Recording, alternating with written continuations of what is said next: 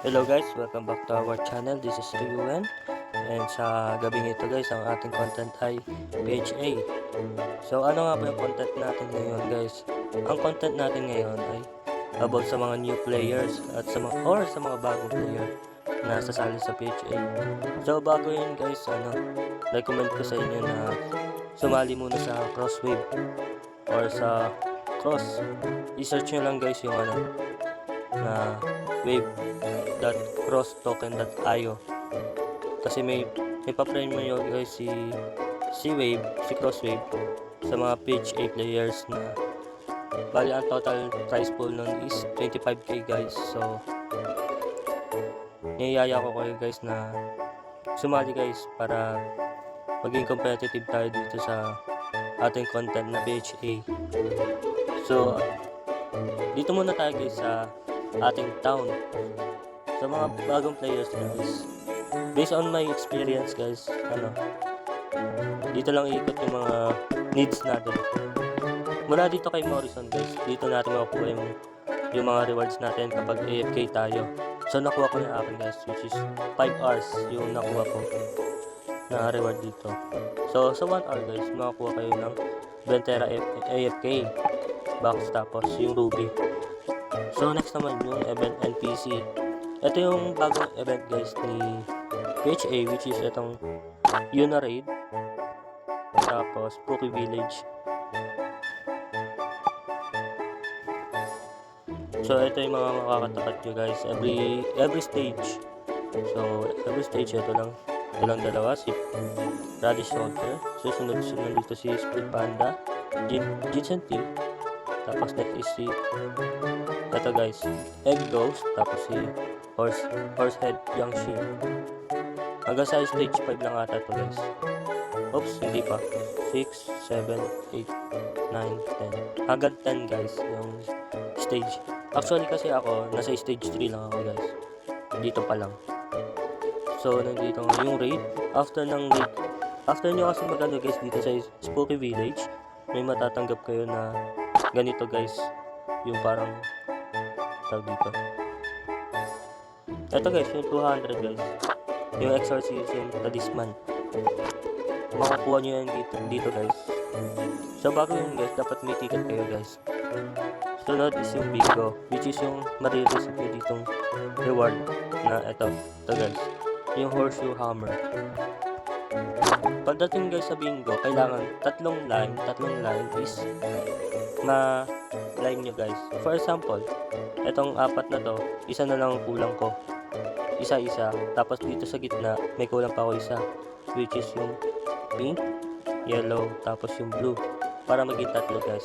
So as of now guys, naka-6 na ako guys na bingo. So yun lang guys. Sa pag nakakuha kayo guys ng hammer shoe, dito i-click niyo itong obtain horseshoes. Wag yung clear rig ref ganyan. Mas better na obtain horseshoe. Kasi kapag clear, hindi counted yung dito kay bingo cleared. Next is yung pass. Ito yung mga guys, marireceive nyo. Ito guys, naka-free. So, nasa 700 na ako guys. Kung naka-premium kayo guys, mas okay yung mga rewards nyo guys. Pati rin dito guys sa Horseshoe Bingo, which is naka-6 na ako guys. So mas better din talaga yung naka-premium kayo guys. Ako kasi hindi ko pa afford na bumili ng premium. Tapos ayun guys, may mga rankings dito. So nangunguna si Tony Montana Summon Guild. Yung mga guilds guys, sumali na kayo. Kasi ako nasa pang-6. Yan guys. Next is yung personal raid guys. Yung ambag mo guys do sa pag-raid kay Yuna Raid guys. So nag-guess yung dungeon high score. So akin nasa 1,000 lang kasi ayun nga, kabalik lang. So nauna si X-Men X, nasa 5 million yung ampag. So next naman guys ay si Leopard guys. Si Leopard guys nag-enhance to ng equipments o kaya na yung blunting. For example, ito guys, pinili ko si Legendary Stone Shirt. pag sinala ko guys, kailangan nyo ng armor enchant stone. So may 3 times lang kayo guys na na fail. For example, yun guys, success. Tatlo pa rin guys. Kapag success guys, hindi kayo babawas diyan. Yan. Tatlo pa rin siya guys. 4, 5. Yan, doon na babawas guys yung yung equipment durability. Oh, isa na lang guys. Hanggang doon na lang siya guys. Hindi siya masisira. Pero hanggang 5 stars na lang siya guys. Yung equipment na yun. So nasa na yun. Wala na dito guys kasi hindi na pwede siya i-enhance pa kasi nasa limit na. Nakatatlong fail na siya guys. So next guys yung blunting. Same lang naman yun guys. Which is ito ata yung guys. Kung gusto nyo guys i-blunting, kumbaga parang hindi nyo siya gagamitin. Pero ilalagay nyo guys sa book. For example, ito guys. Iba-blunt ko to. Ayun guys, na-blunt ko siya guys. May makikita kayong maliit na parang siya mga bote dito sa pinakadulo. So ayun guys. Tapos makakuha kayo guys ng XP. So next is si Mark po guys, yung skill shop. So ang gagamitin nyo guys dito pambili ng skills is yung M Gold. So hindi ko pa natatry ito guys kasi alam ko may value din yung M Gold eh. So ayun lang guys, may mga skills siya dito guys. Ayun o, M Gold. M Gold. So next is si Gladius guys. Ito, pwede kayo guys maglaban ng player versus player guys. So ayun, under development yung 1v1, tapos 4v4 under development din guys. Pero as of now guys, player versus player, pre-battle, ayun guys, pwede guys. I think dito sa 1v1 or sa 4v4 may rewards guys. I think lang to, parang taya lang. Parang ito yung pampusta ko ganyan. For me lang guys Next is si Galatin Oscar guys. Ito si Market. Pwede kayo gumamit ng M Gold o kaya yung Oscar coins. Pero ako kasi may transaction ako dito last time. Ito yung history ko guys. Yan. Nabenta ko siya ng 100 M Gold. So, pwede kayo guys magbenta nito mga gamit nyo. O kaya, pwede rin kayo bumili guys ng mga gamit ng ibang players. Which is ito nga guys, binabenta na nila guys. Yan, Hero Z, Doisy, Planted, etc. guys. Yan guys. Yan.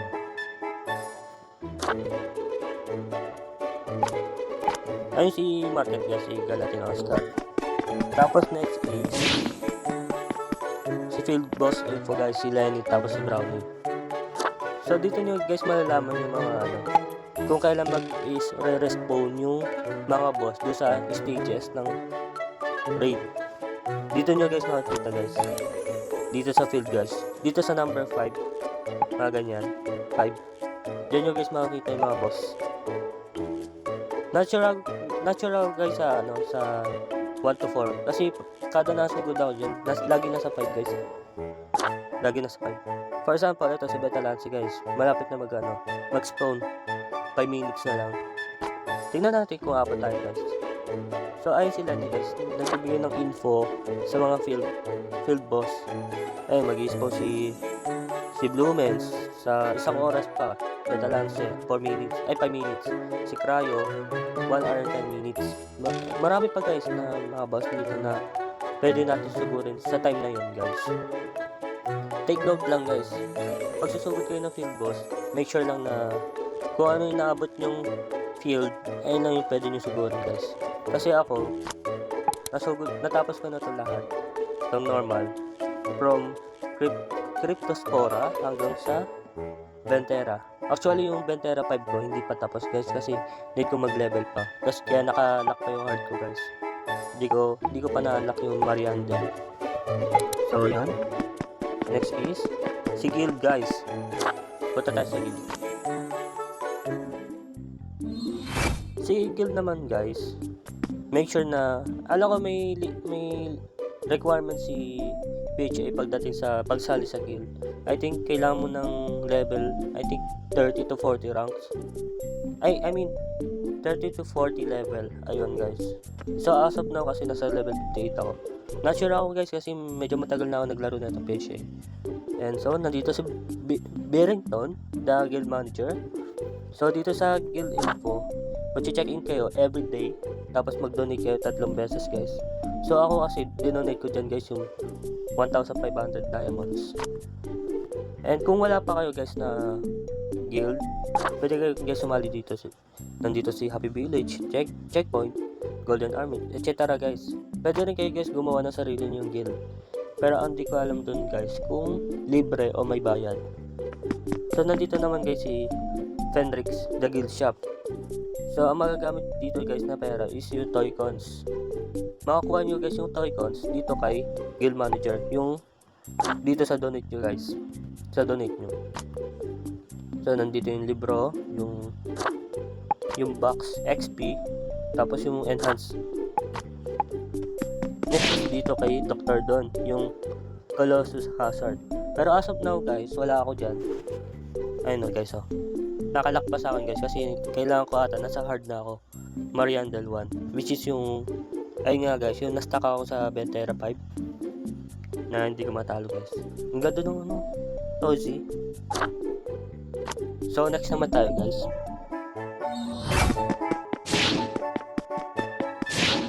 Dito kay Wizard Direct. Ito yung item crafting guys. So for me, wala pa akong base dito. Wala pa akong experience dito sa pag-item ng craft. Craft ng item guys. Sorry. So ayun guys. 0, 1, 2, 3, 4 gan. Etc guys. Yan. Ito si item crafting. Kung may alam kayo guys, punta kayo dito para makapag-craft kayo guys ng items. So ayan guys. May statue dito. Pero wala yan guys. Design lang. Next is si Shady Vendor Turk. Kailangan nyo dito guys ng... Actually, di ko to alam.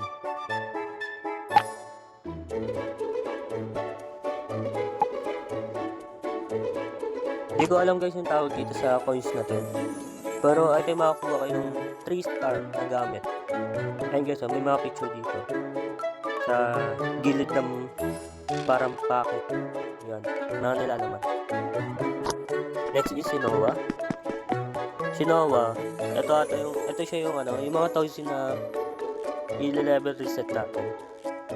Tapos may bayad ata ito ng M-Gold. Yun.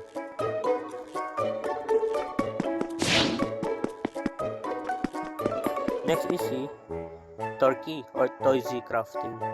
So magka-craft kayo guys ng ng pet nyo o tinatawag na Toysy para sa kasama siya sa battlefield nyo guys. Ito siya guys oh. Ayun oh, may kasama ako guys. Ito yung Toysy guys. So pwede kayo mag-create guys, and meron din guys na dito sa ito guys, meron tayo dito guys na Toysy Shard 1, tapos Toysy Shard 2. I mean guys yung numbers. Yung common, rare, tapos yung epic guys. Meron dito guys, orange. Tinatawag dito guys na legendary. So yun. Next is si Lydia. Ito guys yung 7-day mission. Actually nakakompleto ko na yun yung 7 days mission. Ito guys yung yung mga bagong players guys. May 7 days kayo na mission para sa para maka-receive kayo guys na items, pets, etc guys. Para mas lumakas ka agad kayo guys. Kasi ang alam ko medyo mahirap ang field. Pero salamat sa item na binigay ni Lydia. Ayun. Next is itong mine shaft. Ito guys yung mga yung dungeons. So ito yung mga solo dungeons natin guys. Ito yung Colosseum boss. Ito yung nagbibigay guys ng Colosseum coins. And dito kay Treasure Dungeon, nagbibigay ito guys na refining stone. Ito kay kasi guys, kay Colosseum coins. Not sure ako kung saan ito pwede gamitin. I think nasa shop siya guys. Check na. Ito guys. Pwede ka bumili ng gamit guys. Kasi as of now guys, nasa 35,000 yung ano ko. Pwede ko na gastos guys. And ito. Wala akong coin na ito guys. 0 guys. So next. Si Treasure Dungeon. Ito si Refining Stone guys. Dito nyo siya makikita guys. Sa wait lang. Dito sa growth, tapos sa eto guys, yung core natin guys. Pwede nyo siya guys i-refine. Tapos as long as may makita kayong best guys, yung best refine guys na core, para mas tumaas guys yung power natin guys. Ayun. So syempre hindi ko i-apply yan kasi as of now guys, mas maganda yung core ko ngayon. Next is si Skill Dungeon. Ito yung mga nag-upgrade guys ng skills natin. And next is si Shaft. Mine Shaft. Ito yung guys yung nag-upgrade guys dito. Kay ability. You know. Halos lahat nasa level 32. Sa una lang guys yung 100% which is yung success na pag level up. Pero habang tumatagal guys, pababa yung percent guys. Dito guys sa baba ng ito guys, baba ng blue. Ang tawag ulit doon. Yung growth gem. Ayun si Dungeon guys, si Manshaft. Next is si Task. Ito guys, hindi ko pa natatry ko si Taskboard. So I think kailangan nyo mag-farm sa fields kung saan nyo ito makakuha guys. Tapos di-deliver nyo para makakuha kayo ng reward ng Frozen Key. Next is si Winky, the up manager guys. Hindi ko rito alam guys. Wala pa akong alam dito guys sa Wicked manager guys. So as of now guys, ito guys ang ating content para sa mga bagong players sa PHA. So guys, ito yung part 1 which is yung nilalaman ni K-Town. Ito guys, K-Town yan guys. Ano, map to move town. Yan. Dito tayo guys sa town na to guys. And so next video guys, is about naman dito sa character, bug, pattern, scout, collection, and sa shops. Ayun lang guys. Pati ito din guys, isama ko na din guys sa part 2 ng content natin. So ayun lang guys, maraming salamat sa pagsama sa akin dito sa video na ito. See you next content guys. Bye bye.